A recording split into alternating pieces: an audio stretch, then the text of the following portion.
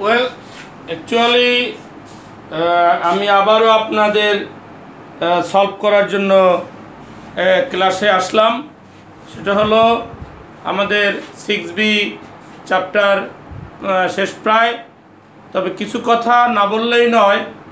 তো গতকালকে রাত্রে অনেক ছেলেমেয়ে আমাকে ফোন করে বলেছে, স্যার যেহেতু 6B চ্যাপ্টারটা আপনি আমাদের 50% দিয়েছেন, বাকি যতটুকু বাকি ছিল ততটুকু আপনি আমাদেরকে দিয়ে দেবেন। আমাদের অঙ্কগুলো আসলে খুবই ভালো লেগেছে এবং আমরা আশা করি আপনার ভিডিওটা দেখে অনেক উপকৃত হচ্ছি। এবং একটু বলতে চাই, সেটা হলো আপনাকে যেহেতু ম্যাথমেটিক্স করতেই হবে এবং ম্যাথমেটিক্সে একটা ভালো মার্কস পেতে হবে, সেজন্য একটা কথা হলো কি, যখন আপনি যদি ভালো রেজাল্ট করেন তখন আপনি ঢাকা বিশ্ববিদ্যালয়, বুয়েটে, মেডিকেলে এবং গুচ্ছ বিশ্ববিদ্যালয়, সেই সাথে others many kind of universities are admitted to you. Then obviously you have to practice in front exam, and you have to deeply practice in these different kinds of universities, medical, BUET and many others universities. Then obviously I think you have to practice and deeply practice in this Conic chapter and fund this exam. So আমি এটাই বলতে চাচ্ছি যে আপনাকে সবসময় খেয়াল করতে হবে Conic চ্যাপ্টার থেকে আপনার যে কোনো অ্যাডমিশন টেস্টে অবশ্যই অঙ্কগুলো খুবই গুরুত্বপূর্ণ এবং খুবই টেকনিক্যালি এসে থাকে। আর যেহেতু টেকনিক্যালি এসে থাকে, অতএব অবশ্যই আপনাকে এগুলো প্র্যাকটিস করতে হবে। অতএব সেই জন্য আপনি যেহেতু প্র্যাকটিস করতেই হবে, হয়তো ভর্তি পরীক্ষার জন্য হোক, যে কোনো পরীক্ষার জন্য হোক, ভবিষ্যতে আপনার পরীক্ষাগুলো খুবই গুরুত্বপূর্ণ হয়ে দাঁড়াবে। যার পরিপ্রেক্ষিতে আমি একটু বলতে চাচ্ছি যে অঙ্কগুলো যেহেতু করতেই হচ্ছে, সেজন্য আপনি এখন থেকেই এই অঙ্কগুলো প্র্যাকটিস করেন এবং অঙ্কগুলোকে আপনি ডিপলি থিঙ্ক করেন এবং ডিপলি থট করেন। যেহেতু এটাকে আপনাকে এখন in front of exam and others in admission test, it's two exams are so important. I think that you have to thought this exam and this maths are so easiest method, and you have to clear this mind, this was in total videos and total format. It's a main, so you have to thinking and you have to watch these videos. So start this now in Conic chapter 6B, Conic chapter 6B. Firstly আমরা যাব 13 number. আমাকে question বলে দিয়েছে যে, আমাকে বলছে কোশ্চেনে বলা আছে যে একটি উপবৃত্তের সমীকরণ বের করো যার উপকেন্দ্র দেওয়া আছে,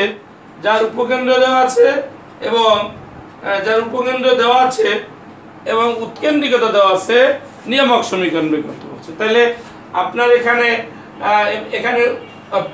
পি ইকুয়াল টু হোয়াট, এটা আমরা জানি, পি অফ এক্স ওয়াই। আর যেহেতু এখানে বলছে উপকেন্দ্র, তাহলে আমরা এটা ধরে নিতে পারি এখানে একটা উপকেন্দ্র আছে, এভাবে আমরা ধরতে পারি, এটাকে ধরতে পারি এস উপকেন্দ্র। আর উৎকেন্দ্রিকতা যে কোনো জায়গায় আছে, আপনাকে মনে রাখতে হবে যদি উপকেন্দ্র থাকে আর এখানে যেহেতু নিয়ামক আছে, তো ফিগারটা জাস্ট এভাবে নয়, আমি একটু চেঞ্জ করে দিচ্ছি ফিগারটা।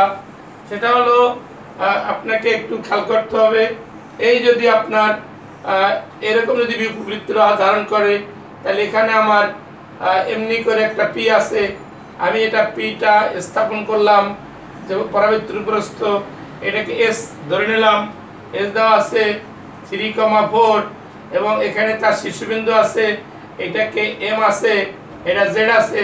তো এভাবে আমি আর এখানে যদি আমি এম জেড দেই, এটাকে যদি পি জেড দেই, পিএস দেই, তাহলে আমি জানি এটা ইকুয়াল টু এটা, দেন এবং আমার নিয়ামকের সমীকরণ দেওয়া আছে x + y - 2 = 0। তাহলে আমাকে কি বের করতে বলছে? আমাকে জাস্ট বের করতে বলছে উপবৃত্তের সমীকরণ। এটা আমাকে বের করতে বলছে। তাহলে আমাকে প্রথমে খুঁজতে হচ্ছে কি বের করতে বলছে এবং কি দেওয়া আছে। তা দেওয়া আছে একটা উপবৃত্তের উপকেন্দ্র দেওয়া আছে এবং একটা নিয়ামকের সমীকরণ দেওয়া আছে আর উৎকেন্দ্রিকতা দেওয়া আছে আর ই সমান দেওয়া আছে। ই সমান দেওয়া আছে কত? ই সমান 1/3 দেওয়া আছে। এগুলো আপনাকে দেওয়া আছে। যেহেতু এগুলো আপনাকে দেওয়া আছে অতএব আপনি নিশ্চয়ই আপনাকে কি করতে হবে? ধরে নিতে হবে যে ধরি উপবৃত্তের যে কোনো একটি বিন্দু P of x y এটা আমরা ধরে নিতে পারি। তো এখন যদি আমরা একটা উপবৃত্তের যে কোনো একটা বিন্দু x y ধরে নিতে পারি সেক্ষেত্রে আমাদের mz বলতে পারি। সেক্ষেত্রে আমাদের উপকেন্দ্র এবং দেওয়া আছে উপকেন্দ্র s ইন্টু কত দেওয়া আছে? 3/4। এই 3/4 দেওয়া আছে এবং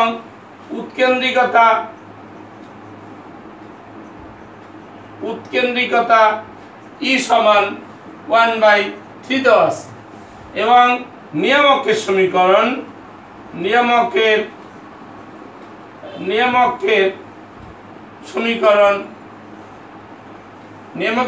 দেওয়া আছে x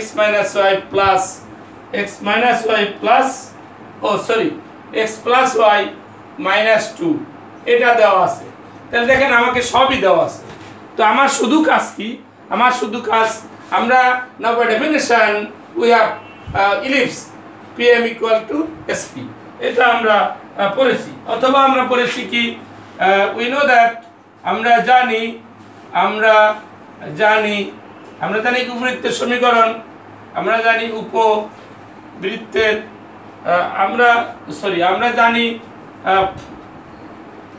জানি sp equal to epm এটা আমরা শিখেছি। sp বলতে কি জানি? sp বলতে x minus 3 whole square equal to e দেওয়া আছে 1/3 আর pm বলতে জানি কত?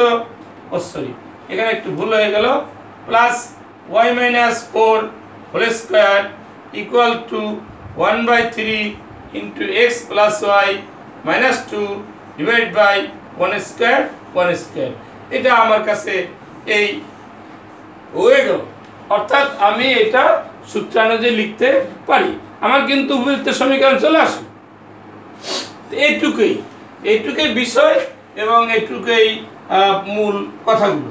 এখন যদি আমি কি করব, এটাকে ক্যালকুলেশন করব।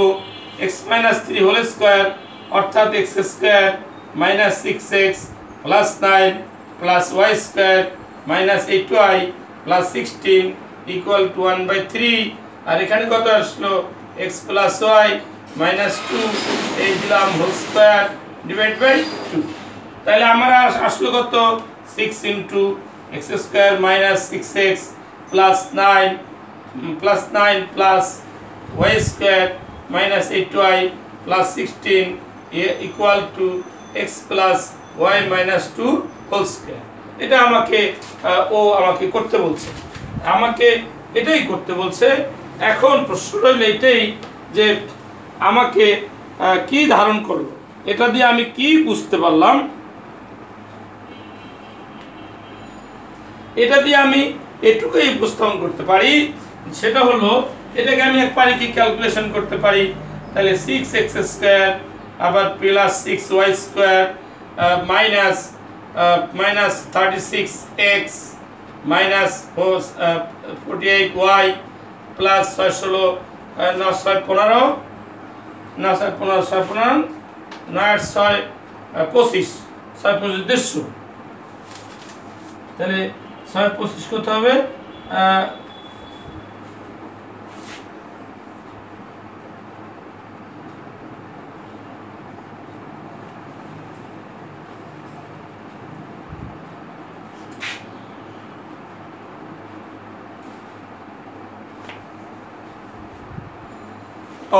এটা একটু এটা বর্গ হবে, এটা বর্গ হবে, এটাও বর্গ, তাহলে এটা আসবে কত 9, এই 9।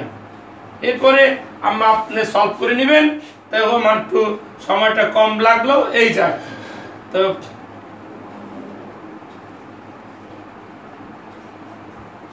এরপরে কত আসলো, এরপরে আমি লিখতে পারি 18x² plus 18y² plus minus 48 8 14 x minus 18 60 হাতে 6 28 14, এটা হলো কত 48 8 হাতে থেকে 4 6 কে 4 10, এটা হলো 10 হবে।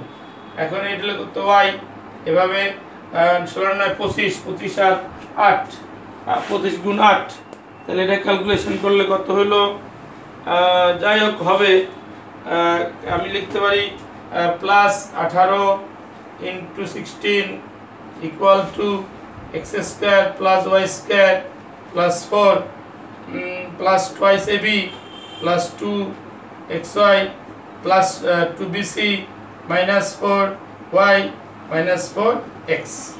এভাবে যদি আমি ক্যালকুলেশন করি তাহলে 18x² থেকে একটা বাদ যাবে, 17x² 17x² minus plus 17y² 17x² 17y² ওই মাইনাস 2xy কে নিয়ে আসলাম, এবার দাঁড়ালো কত মাইনাস 104x, এবার আসলো কত মাইনাস 140y, এবার আসলো কত প্লাস এই 44446 ইকুয়াল 0, এটা চলে আসলো।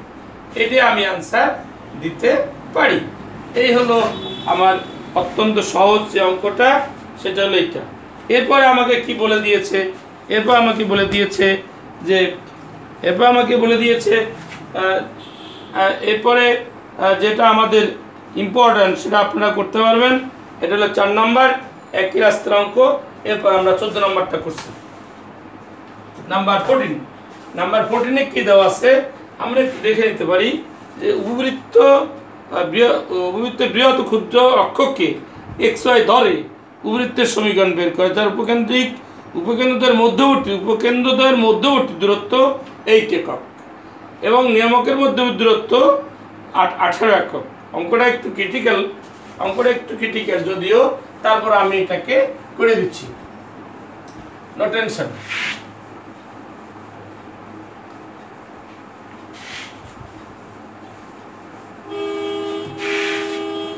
আমরা একটু নতুনত্বে যাব, সেটা হলো কত নাম্বার, নাম্বার 14।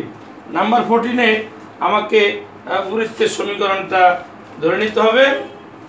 নাম্বার 14, তাহলে আমাকে উপবৃত্তের সমীকরণটা আমি ধরে নিচ্ছি। উপবৃত্তের সমীকরণটা ধরে নিলাম, তাহলে আমি উপবৃত্তের সমীকরণ ধরে নিলাম x এবং y, এটা আমি ধরে নিলাম। তাহলে উপবৃত্তের সমীকরণটার উপরস্থ একটা বিন্দু p দিলাম। এখন p এর ভ্যালুটা কত, এখানে xy ধরে নিলাম। আচ্ছা, এবং উপকেন্দ্র দুইটি মধ্যবর্তী দূরত্ব, তাহলে এখানে একটা উপকেন্দ্র আছে, এখানে একটা কেন্দ্র আছে, এটার মধ্যবর্তী দূরত্ব দেওয়া আছে। নিয়ামক রেখার মধ্যবর্তী দুইটি দূরত্ব, এখানে একটা নিয়ামক রেখা আছে, এখানে একটা নিয়ামক রেখা আছে। আচ্ছা, এবার যদি আমরা লিখি যে ধরি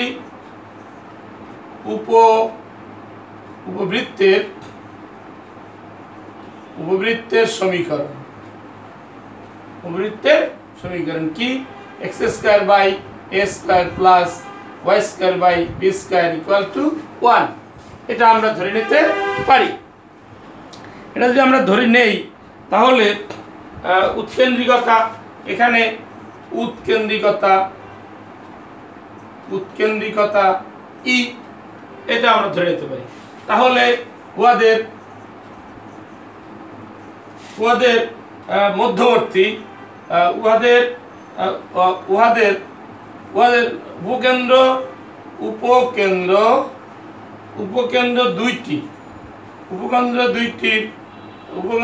দুইটির মধ্যবর্তী মধ্যবর্তী দূরত্ব দেওয়া আছে কত 2AE এটা দেওয়া আছে এবং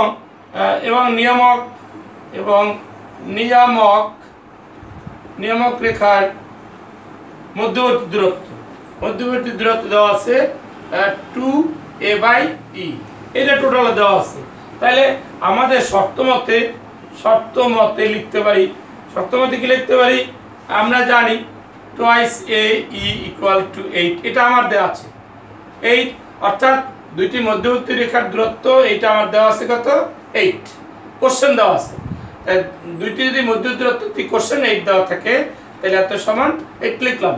তাহলে আমি এখান থেকে এর একটা মান বের করতে পারি। এন্ড দেওয়া আছে কি twice A/E = 18, এটা দেওয়া আছে। তাহলে এখন যদি আমি ক্যালকুলেশন করি তাহলে আমি এখান থেকে A এর মান লিখতে পারি 4 লিখতে পারি। এখান থেকে লিখতে পারি কত, এখান থেকে যদি আমি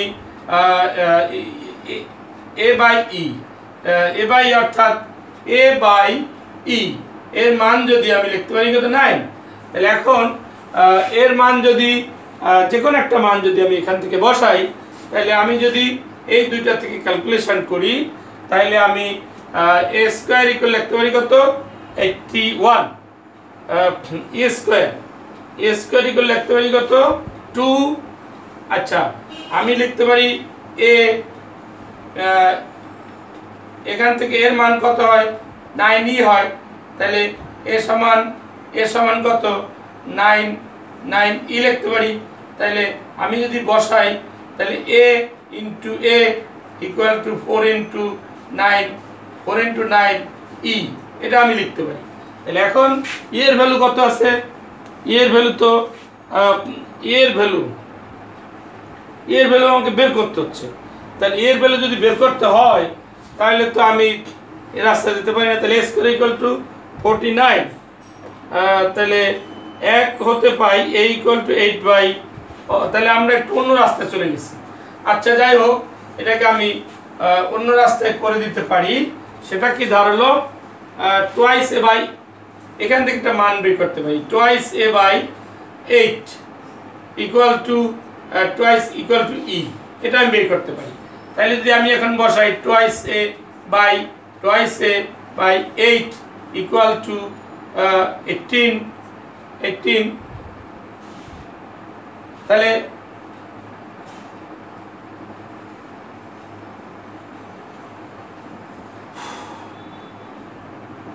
এর মান কত,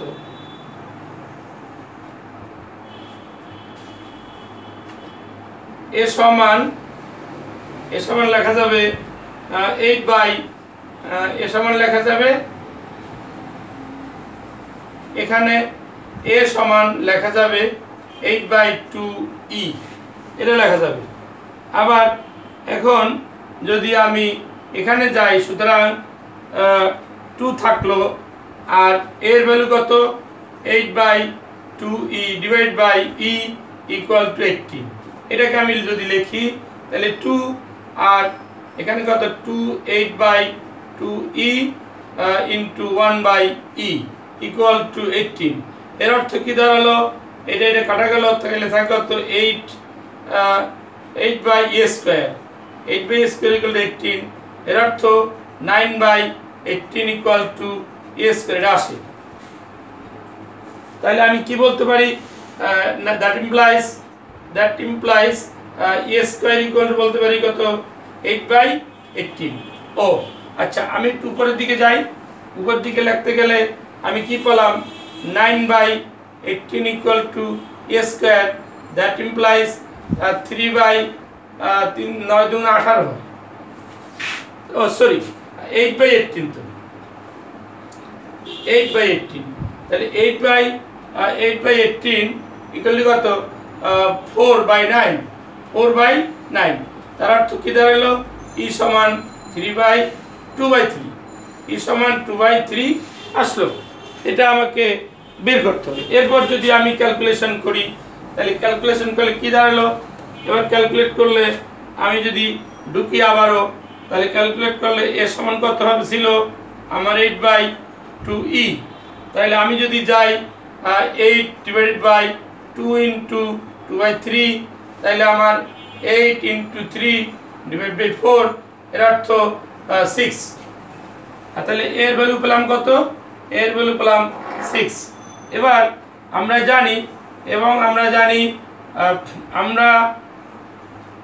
জানি বা আমরা পাই কি পাই? B square equal to A square into 1 minus A square, এটা আমাদের সূত্রে বলা আছে।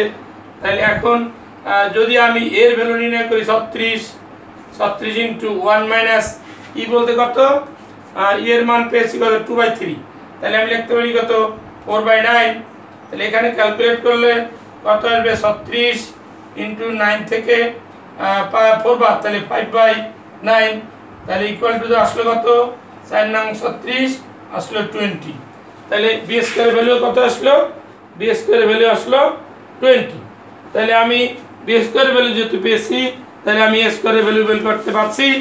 তাহলে এ যদি আমার এত হয়, তাহলে আমি বলতে পারি এ স্কোয়ার ইকুয়াল টু 36। তাহলে আমার মূলত বের করার কথা ছিল এ স্কোয়ার এবং বি স্কোয়ার। তাহলে আমি এখানে মানটা বসালে হয়ে গেল। That's the result, that the parabola's equation. অর্থাৎ আমি যদি এক ইমপ্লাইজ ঢুকি, তাহলে X square by 36 plus Y square by 20 equal to 1, এটা আমরা বলতে পারি। এটাকে আমরা লিখতে পারি X square by 6x square plus Y square divide by 2√5 তার হোল স্কোয়ার ইকুয়াল টু 1। এটি আমরা বলতে পারি উপবৃত্তের সমীকরণ। এটাকে আমরা এখানে এ বলতে a is greater than b। এবার লিখতে পারি ইহাই নির্ণেয় উপবৃত্তের সমীকরণ হয়ে গেল। This is the result. Well, thank you so much. আমাদের এইটুকু দেওয়া ছিল। এইটুকু প্রথমে আমার এই উপকেন্দ্রদ্বয়ের দূরত্ব দেওয়া ছিল এবং আমার নিয়ামক দ্বয়ের দূরত্ব দেওয়া ছিল। এই যদি আমাকে খেয়াল করতে হবে যে আমার কি দেওয়া আছে, অর্থাৎ আমার এটা দেওয়া আছে এবং এটা দেওয়া আছে, এই থেকেই আমি এখানে আমাকে এ স্কোয়ার এবং বি স্কোয়ারের মানটাই শুধু ফাইন্ড আউট করতে হচ্ছে। Well, thank you and so much. You have to subscribe me today are not advanced.